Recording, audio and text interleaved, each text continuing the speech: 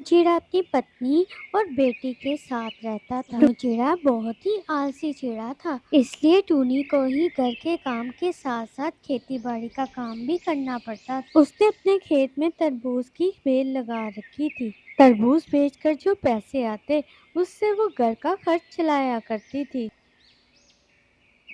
एक दिन जब वो खेत में काम कर रही थी, तभी उसकी पड़ोसन वहां पर आती है। अरे टूनी, मैं जब भी देखूं तुम इस खेत में काम करती रहती हो। आखिर तुम्हारा पति कहाँ रहता है? तुम कैसे अकेले घर और खेत को संभाल लेती हो? क्या करूं काकी, मैंने तो कई बार इनसे कहा है, मगर ये सुनते ही नहीं। थक हार कर मुझे ही तरबूज की खेती बाड़ी करनी पड़ती है। अगर मैं इनकी देखभाल ना करूं तो ये सूख जाएंगे। दोनों चिड़िया तो कोई काम नहीं करता, और अगर अगर मैंने ये फसल इसी तरह छोड़ दी तो ये सूख जाएगी, और फिर मेरे घर का खर्चा कैसे चलेगा? टूनी, आपकी बात बिल्कुल ठीक है, लेकिन अगर आपने टूनू चिड़िया को ऐसे ही छोड़ दिया तो वो तो और आलसी हो जाएगा, फिर वो आप पर बोझ हो जाएगा।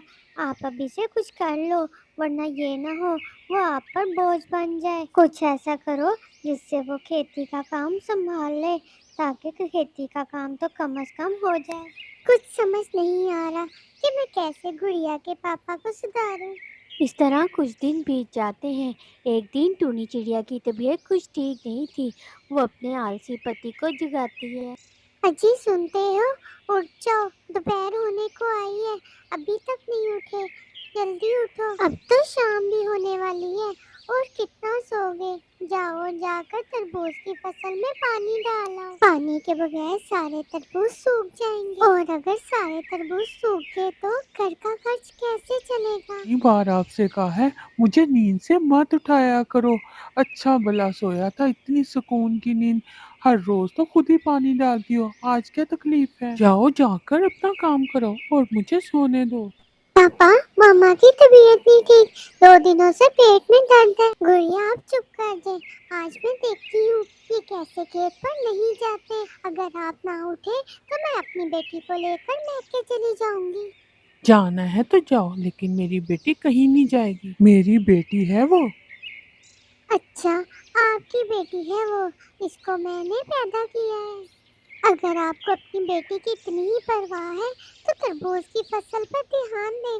मेरी तबीयत अब खराब रहती है, मुझसे घर और खेत संभाला नहीं जाता।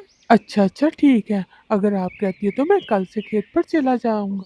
यह कहकर टूनू चिड़ा फिर से सो जाता है। अगला दिन शुरू हो जाता है और टूनू चिड़ा अगले दिन भी खेत पर नहीं जाता। तब टूनी चिड़िया अपनी बेटी को लेकर अपने मैके चली जाती है। शाम को जब टूनी चिड़िया को अपनी पत्नी और बेटी दिखाई नहीं देती, लगता है टूनी चिड़िया मुझे छोड़कर चली गई है। मुझे तो बहुत भूख भी सता रही है। मैं खेत से जाकर कुछ तरबूज को तोड़ के खा लेता हूँ, फिर देखता हूँ क्या करना है। जब टूनू चिड़ा खेत में पहुंचता है तो वो देखता है सारे खेत पानी के बगैर सूख चुके थे। ए खुदाया, ये सब तो मेरी आलस की वजह से हुआ है।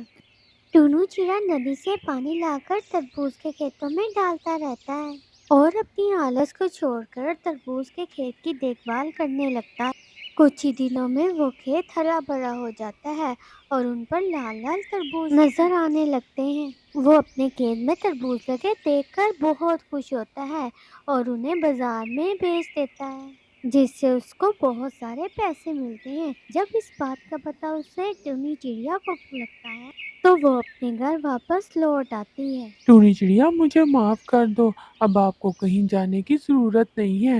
मुझे अब सब समझ आ गई है, आलसी हम सबकी दुश्मन है।